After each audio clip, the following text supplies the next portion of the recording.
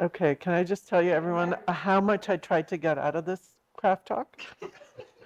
It's like, um, so I was so nervous about this craft talk. I didn't know what I wanted to talk about. Jackie suggested I talk about how medicine and writing is the same, and then I just like couldn't I couldn't come up with anything that was like going to be um, crafty enough. So I decided to talk about translation because I've been thinking a lot about translation lately. Um, so this title, Traditore, is Italian and means translator trader.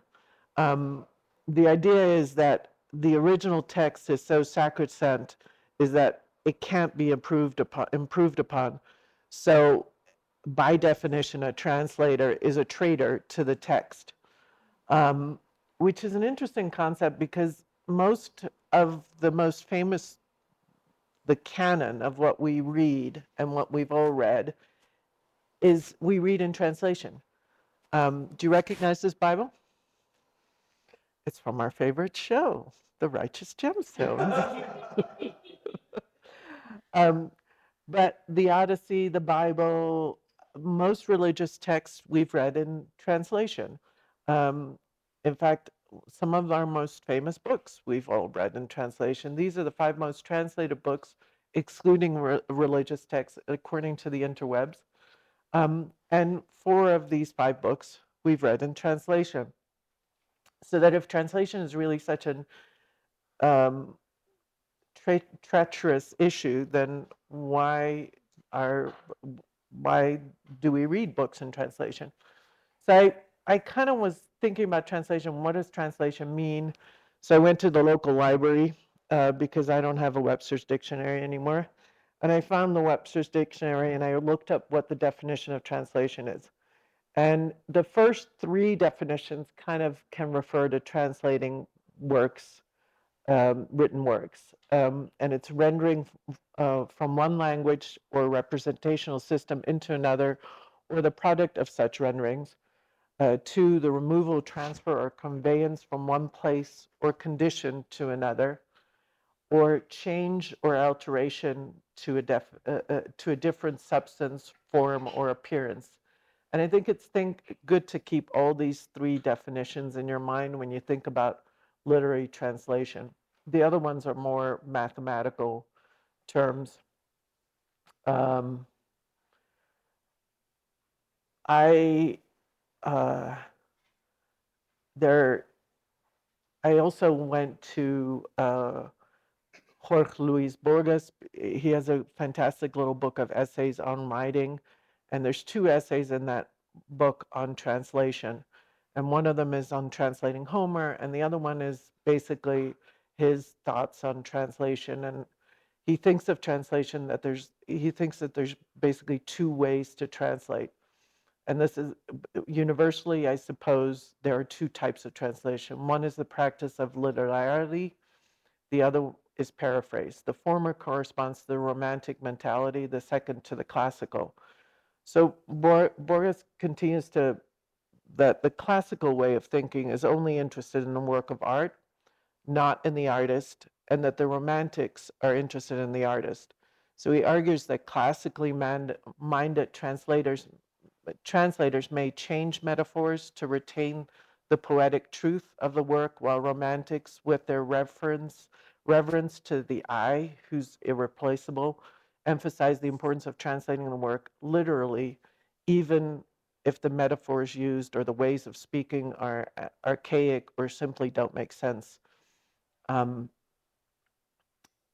I think of the problem of translation a little bit like um, Heisenberg's uncertainty principle. You can know what the position of an atom is, of a molecule is, if you, but you can't know the momentum. You can either, or you can know the momentum, but then you don't know the position. Um, it's most compelling translations are somewhere between literal and paraphrase. They combine. Uh, if you're translating something completely literal, you'll get a sentence that makes absolutely no sense. Um, a prerequisite for any translator is to be able to write creatively in the language that the work will be translated in. Um, that my brother is married to a Chilean woman, and he once wanted to translate. He speaks Spanish fluently. He once wanted to translate a work into Spanish that is written by a Dutch feminist. It's actually not a very good work it's not a very good work of, the writing is terrible enough, even in Dutch, but he translated the first, he translated the first 20 pages and sent it to, there was some institute that pays for Spanish translations. And he sent it to the institute, and they just basically said, keep your day job, dude. Um, and he speaks Spanish very well, but writing in Spanish is a very different thing. I also had to think about that because Neige Sino, who wrote the book Sad Tiger that we've all been reading this summer, uh, is teaches at an American college, has taught at an American college, teaches American literature, but doesn't translate her own book. She writes it in French, and it's translated by Natalie Lerner, who yours truly met in Paris. Uh, yeah, yeah. And it's the reason I'm sure she hired a translator because she has to be very precise in that book about which because every word has a different connotation. And if she uses the wrong word, it's going to be a different, she's saying something different. Um, uh, James Merrill, who is an American translator, American poet, met a Dutch poet when he went to college, and he translated his work into English, even though he doesn't speak any Dutch. So you don't have to actually be fluent in the language that you're translating from, but you have to be fluent and be able to write creatively in the language you're translating to. Um, uh, and a lot of that has to do with this idea of denotation versus connotation. Denotation is what does a word mean? Connotation is what are the other meanings of a word. So, for instance, the word childish and childlike both have the word child. These two words both have the word child in it, but they're very different words. In Dutch, it's actually the same word, but in English, it's two different words. Or house versus mansion. They're both mean house, but they have very different connotation. Um, there's a it, it's very easy to make mistakes in connotation and denotation during translation.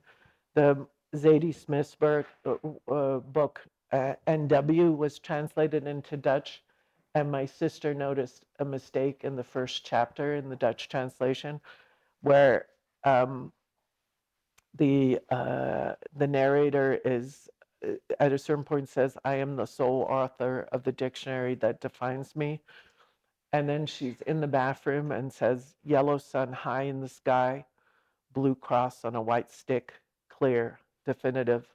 What to do? Michael's at work. He's still at work. I am the soul." In the Dutch translation, they translate it literally. They say blue cross on a stick, on a white stick, which means absolutely nothing in Dutch. It does not mean a pregnancy test. So that you completely miss the fact that she's pregnant in the first chapter, which is relevant for the whole rest of the book. But it's a little crumble that she spills in the first chapter, and that crumble is lost in the Dutch translation, which is one of the problems with translation. Uh, Another problem is that some languages have way more words than other languages. English has over 1 million words in the vocabulary. Korean has over 1 million words too. Um, Arab supposedly has more words because it has different roots, has all these different ways that you can form words. Um, uh, Dutch only has 400,000 words, so that in when you look at an English and Dutch translation side by side, Dutch always has more words because it takes more words to explain exactly what you say with less words in English. Um, the other problem with translation is that different um, languages have different musicality. Um, Dutch is not a very musical language. And it's not because it's a Germanic language, because Swedish is a Germanic language, and there are Swedish sopranos. There's no famous Dutch sopranos. It's not a very musical language. Um, uh, there, so if your language that you're translating into doesn't have a lot of musicality, you have to rely on rhythm or syntax to get that musicality in your text. Um, Syntax is another way of conveying meaning. Um, the Claire Lispector is a Brazilian, very famous Brazilian writer who uses really complex syntax to convey meaning. And there have been different translators of Claire Lispector, and the latest translation of her complete works was done by a translator named Katrina Dotson, who, instead of correcting her kind of weird, awkward syntax, keeps that awkward syntax and comes up with some really amazing sentences that way. And this is from her comments after her after comments in the complete works of Claire Lispector. Translating Clarice has meant growing attuned to the ways her sly surrealism, which can veer into the absurdist or fantastical, is embedded in her style. The logic of her deceptively simple narrative or series of declarations becomes distorted or ends in non sequiturs. For instance, this is one of her sentences. Brasilia is slim and utterly elegant. It wears a wig and flash eyelashes. It is a scroll inside a pyramid. It does not age. It is Coca-Cola. My God, it will outlive me.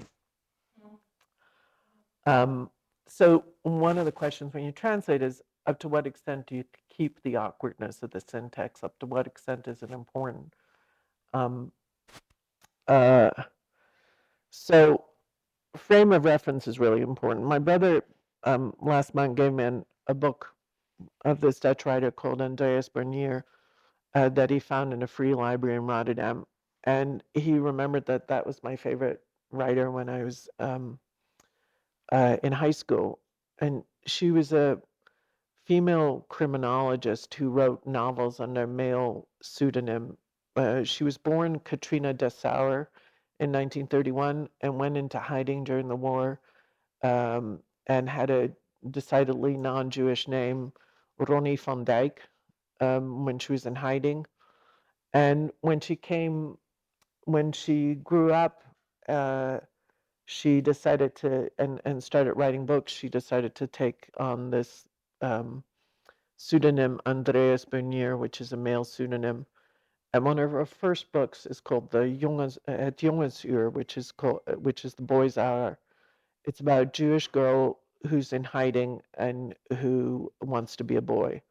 Um, she was the first Dutch author to have lesbian characters in her novels who were not depressed and didn't die by suicide by the end of the books. Her lesbians lived in a magical, realistic world and had affairs with lion tamers and ambassadors. I've been wanting to translate her work, especially Jongensuur, the boy's hour.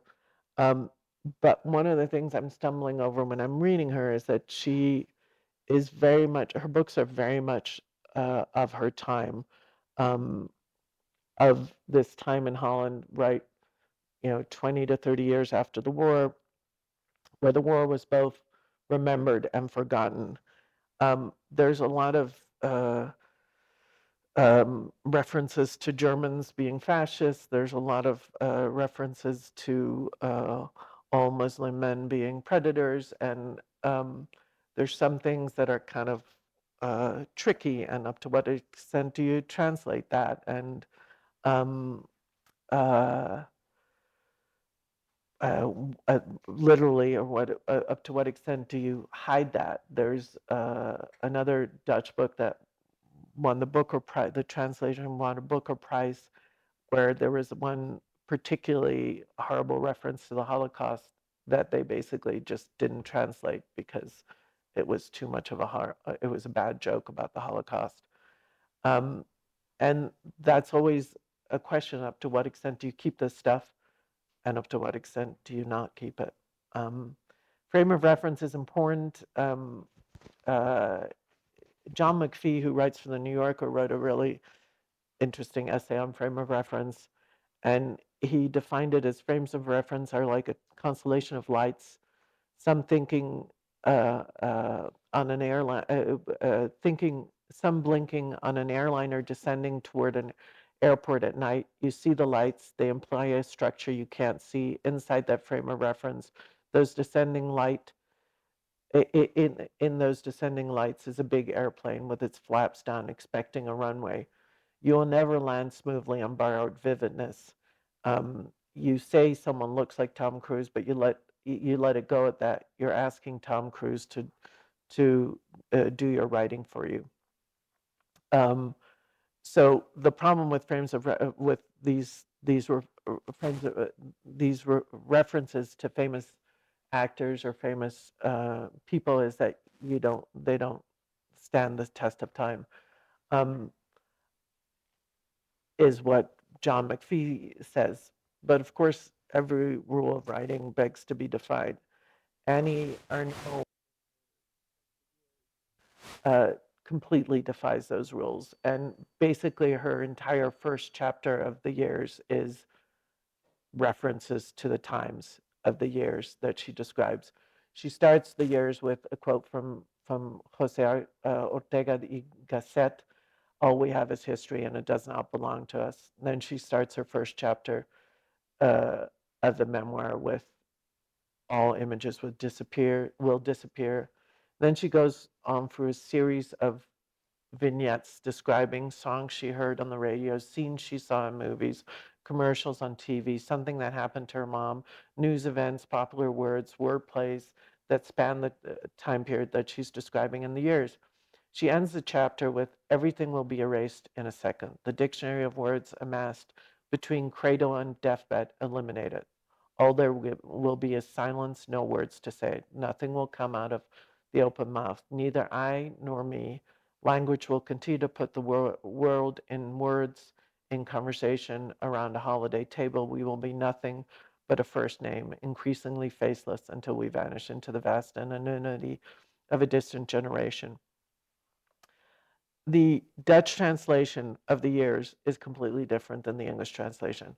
I can't read French, so I haven't been able to read the French original, but some words I kept in French in the Dutch translation, and completely other words I kept in French in the English translation. The references to the actors are different. They're different books. Um, So my definition of a good translation is a translation where the author's voice sounds the same in the language that it's translated to as the original. Uh, And again, I think up to some degree this is impossible. My nieces have a Dutch mother and an American father, and they sound and act differently. When they speak English, they sound like my brother-in-law. They're somewhat brass. Um, when they speak Dutch, they're much more thoughtful and much more careful. They sound like my sister. They don't sound like their father. And up to what extent they're channeling my sister versus my brother-in-law, I don't know, or up to what extent they're different languages, so they just sound differently. Dutch requires more words, so it's going to be slower.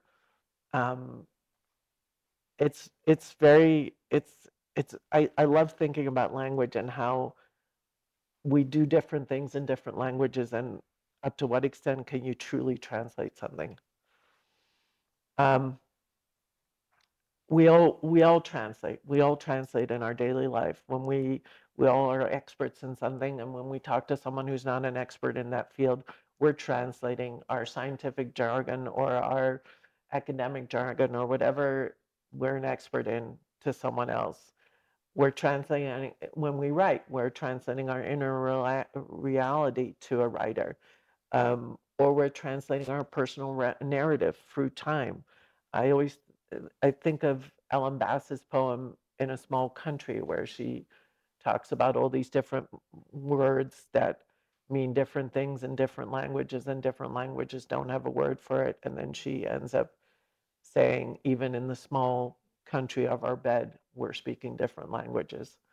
Um, uh, so I thought I'd end this talk with a little bit of with a, an exercise. Uh, so I have a bunch of Dutch poems, and I presume none of you guys speak Dutch. And you can pick one of the Dutch poems and translate them into English, not knowing Dutch. Um, that's one exercise. Another exercise is describe your best friend or your worst enemy from high school in a voice, in the voice of Hemingway, Elmer Leonard, Dorothy Allison, or any other writer you really like who has a very distinct style. Describe your best friend or your worst enemy in high school using their voice. Because what translating really is using another author's voice. Um, or translate any poem you like in a language you speak to English. Those are my exercise. Okay. Questions?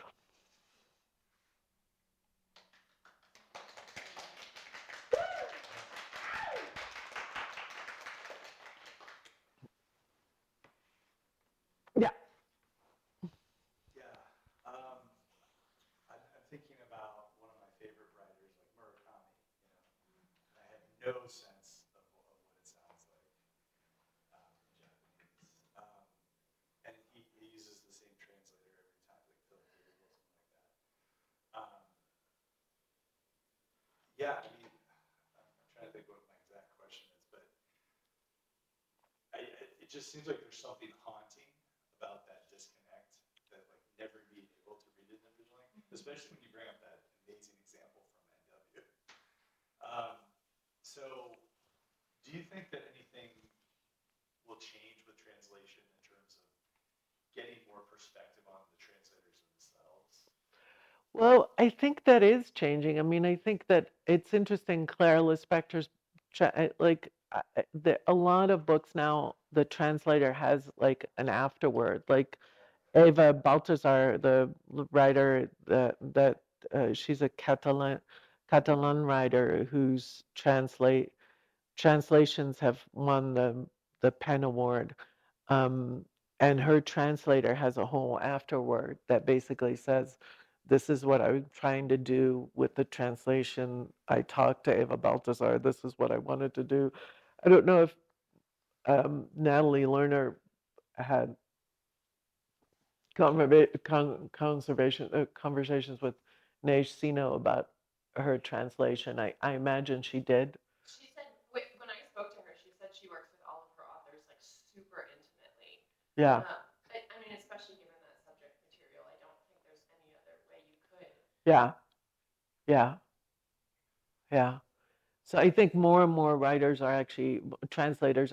First of all, they never used to mention a translator on a title, like on the front on the book cover. And now a lot of times when you books are translated, they'll actually mention the translator is on the cover of the book as well, and and the translator will either do a forward or an afterword.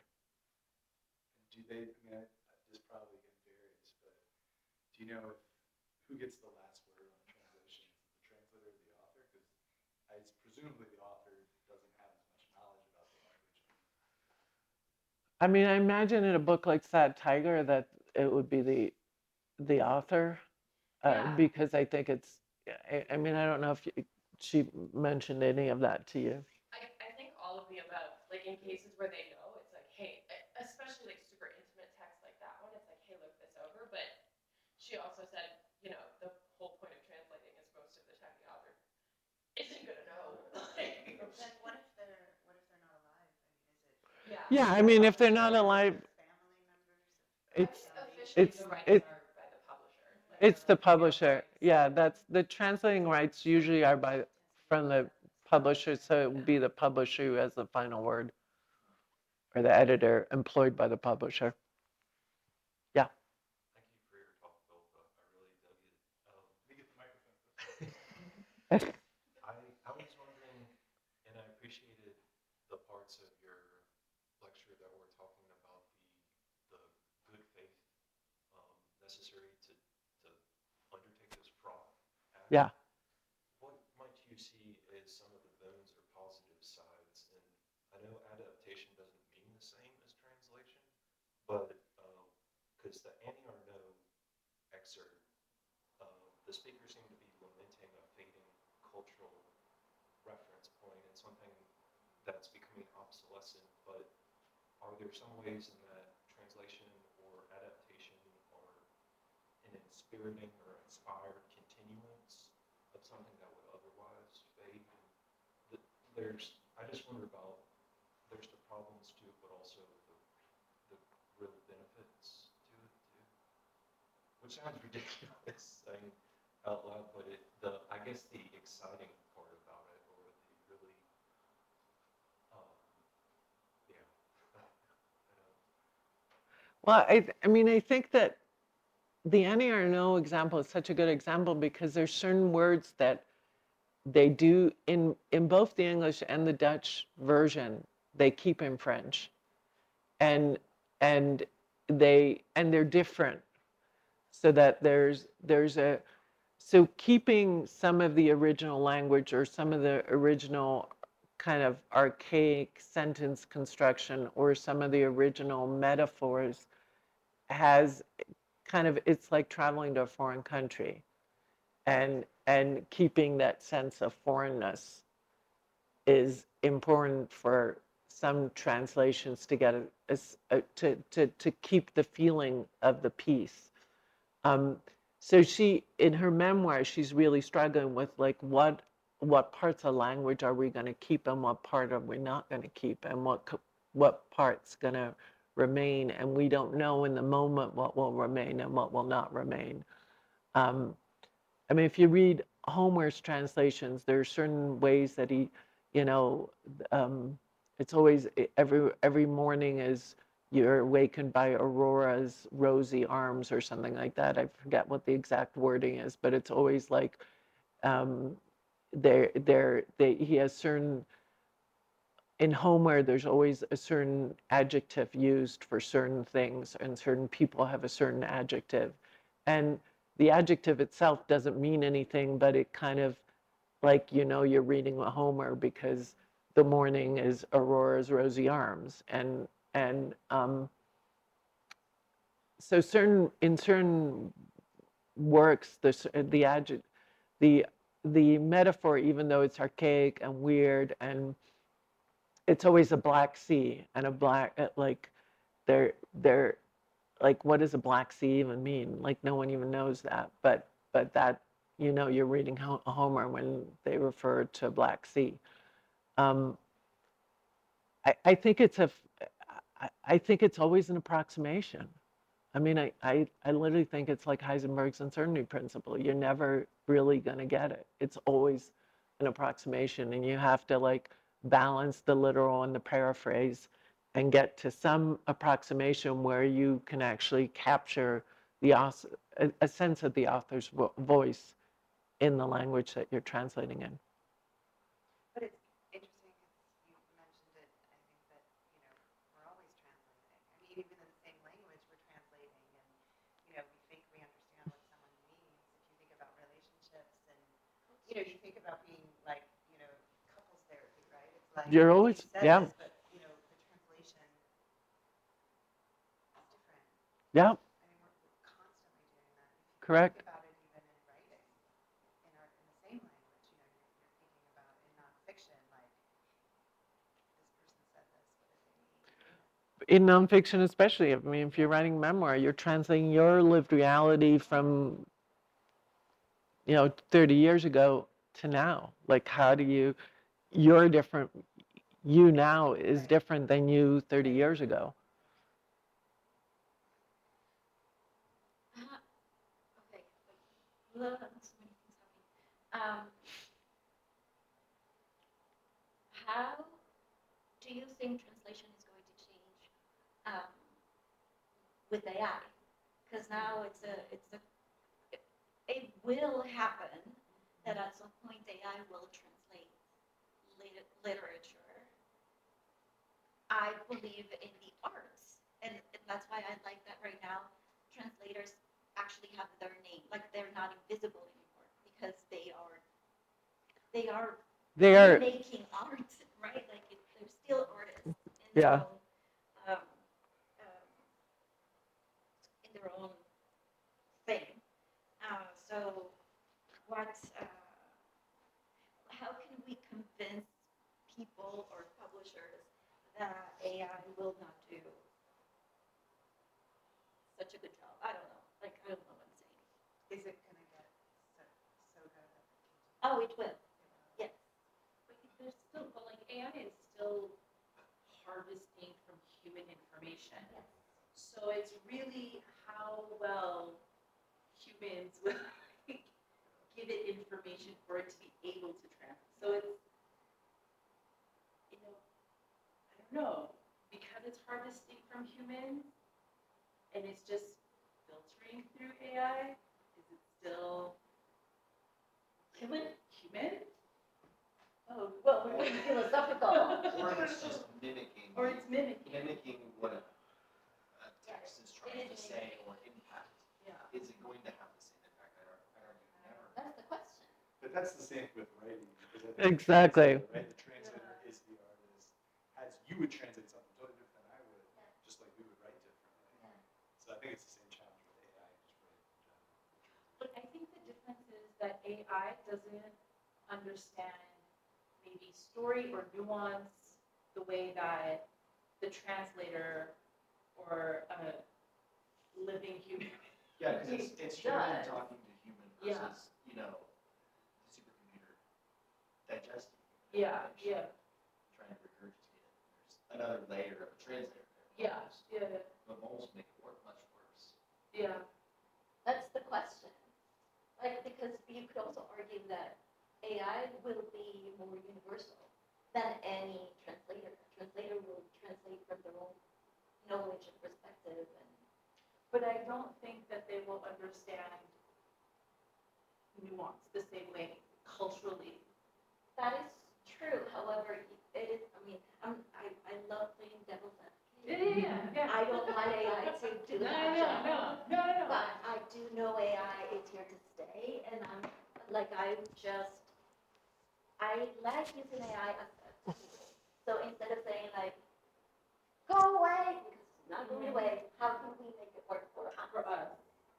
So AI will continue to be fed with all of these things that we're doing and talking and writing and filming and whatever. So AI will get more and more sophisticated, and also the word is not intuitive, but intuitive, because that's otherwise that is not what to predict the next one based on what's happening written life world. So it could potentially get to the point where it sounds like a good translation. It could do a good translation. So what? It depends I don't on what think so. it's translating. Yeah. Like I don't like. I think it would be hard for AI to translate Clarice Lispector or. But that's what I'm asking. What makes us special? Like, what can we offer that AI can't? Emotion. Uh, Because they can only mimic it. Yeah. Can it actually be actually intuitive process it forward? I mean, It doesn't have. we're also using him to Philippa's slide with how many words per language and culture. Like, we're still there. They will be like AI will be just as limited as as us, if not more, because of emotional intelligence. So I think we're okay for now. Yes, for now. I don't know, For right? now, I think of AI as like it's predictive. Thank you.